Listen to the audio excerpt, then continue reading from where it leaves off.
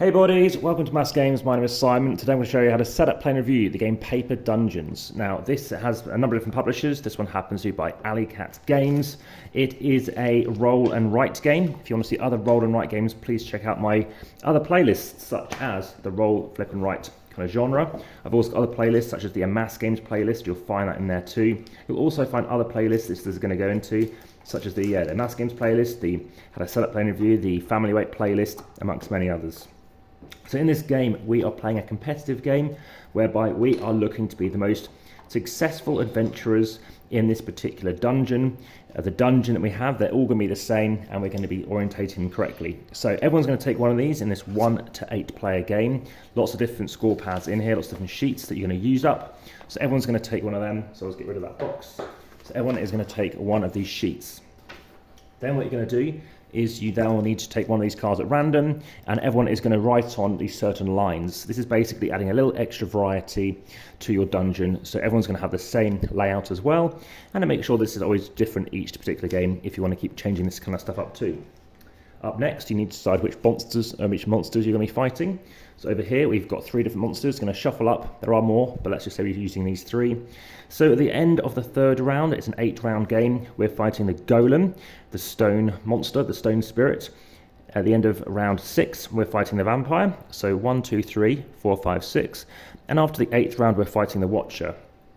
If you have strength equal to the amount, you can gain some additional victory points. Okay, if you lose, you are going to be losing 3 health.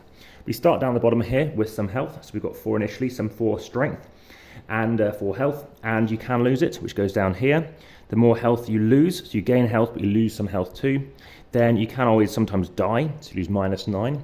But ultimately, if you lose a lot of the health, you are losing a lot of victory points as well. So everybody is going to have a secret objective. So you're going to shuffle up a bunch of these and give one to everybody. So everyone gets one each. So for example, I have this one, last game. You earn 2, 4, 6 victory points if you defeat 2, 3 or 4 level 3 minions. So that is going to go there. That's my one to work with. We've also got other cards over here. So in this instance, I also happen to have this card. So everyone gets one of these cards as well. And it's kind of a boon, something you start up with. So I'm the healer. I get 2 extra potions during setup and 2 victory points at the end of the game. So that's something I can be aware of. Again, there's lots of different ones. You take a pencil each. Now this doesn't come with a baggie, but for some reason the plastic bag is going to split. So it's gone in one. So take a pencil, and then whoever wants to start is also going to roll the dice. Lastly, we do have some end game scoring conditions as well.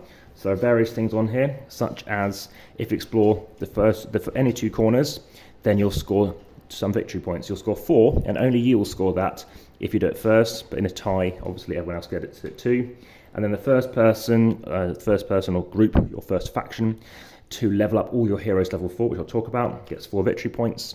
And over here, the first person to defeat 3 different level minions. So there's the 3, 4 and 5s. They're going to score 4 victory points. Again, more people can achieve these things, but you've got to do it at the same time.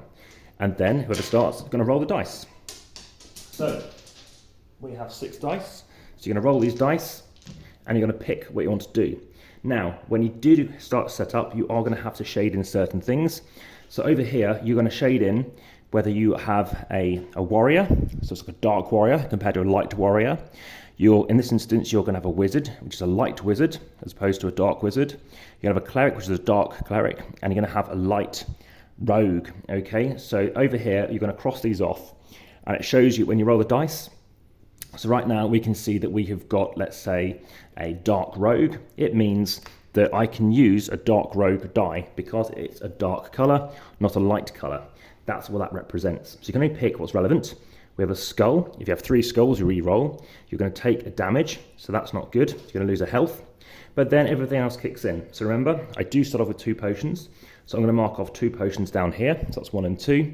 And it gives you a couple of extra health you can work with. The reason why I want to do that, of course, it's better to do that than down here. And when you reach the end, you can gain an additional benefit. I'll come back to this in a second. These are upgrades. So we did talk about upgrades earlier. That's to do with leveling up your heroes.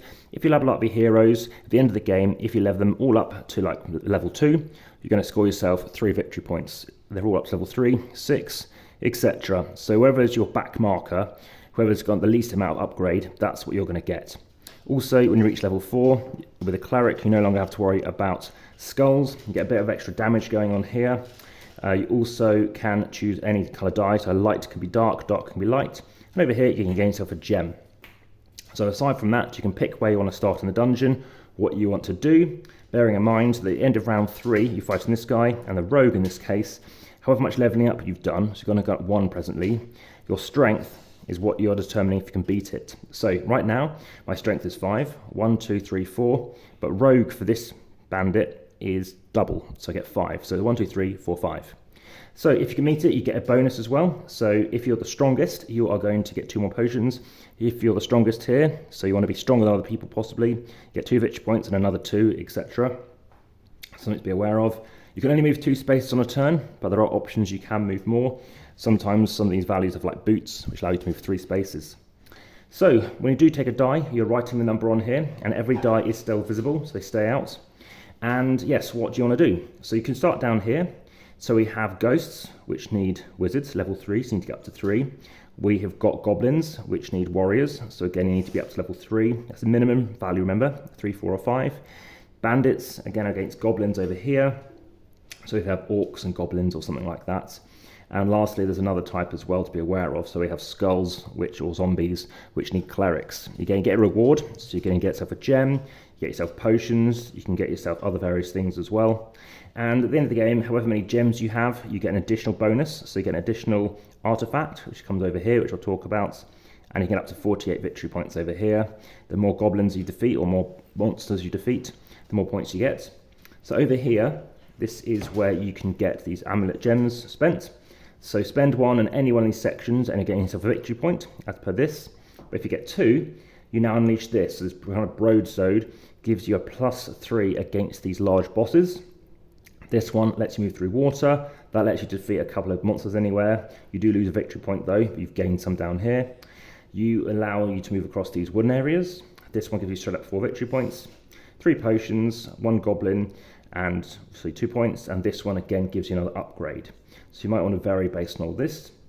And yeah, you're picking your dice. So right now, I don't know, but let's say because I'm obviously this one doesn't work for me because I'm not a dark wizard. I am not a light warrior. I'm not a light cleric. So these are my options at the minute. So I can't even take that one either. So I could take a warrior. So cross this one off. And when you cross this off, you can move up here 1 space as well. So that's good. And then you've got 2 other options. And these might just be that you spend them somewhere else. So this can be any color, black or white. So you can spend one of these values just to cross one of these off. It doesn't matter what's on it. But again, you need to write a number. So you might write a 5 here and a 3 or whatever it is. And lastly, you might just want to spend it as a movement of 2. So you're going to come into your dungeon. So let's say you want to come in here. You're going to get yourself a potion of 2. And then you can move up here. Now that's a trap, so you will lose yourself 1 health point, but each potion gives you 2. And that's the game. So what do I think of it? Well, there's lots of variety going on here. Lots of different bosses to be fighting over. As you can see, lots of different level 3s, etc. Loads of different starting cards as well. Just those basic dice. I know other people say there's not too much interaction other than you're trying to race to be the first person to do it. The pencils, I find it can be quite difficult to see exactly what's going on. It can be quite close scoring. The 2 of us scored in the high sort of 70s, high to mid 70s, and someone else scored lower, but they did very well at the solo game, getting over 100 points. So there's quite a lot to it. It's quite a long game for what it is, for a roll and write. As you can see, it's quite in depth. It is enjoyable, but it's also, and there is a theme going on. I like the setting, I like the artwork. But there's a lot to be aware of, and from the amount of different roll and writes I've played, I find it more straightforward with some other games. So there we go. That has been Paper Dungeons. Hope you find it of interest. Again, please let me know in the comments on YouTube at best, and via the description in YouTube. You can also go through to Linktree, over 2,700 posts, and then also via Instagram, again, over 2,700 pictures and posts there. There's Facebook. Please also like and follow both those locations. And finally, any other questions, please let me know. But for now, back to the table.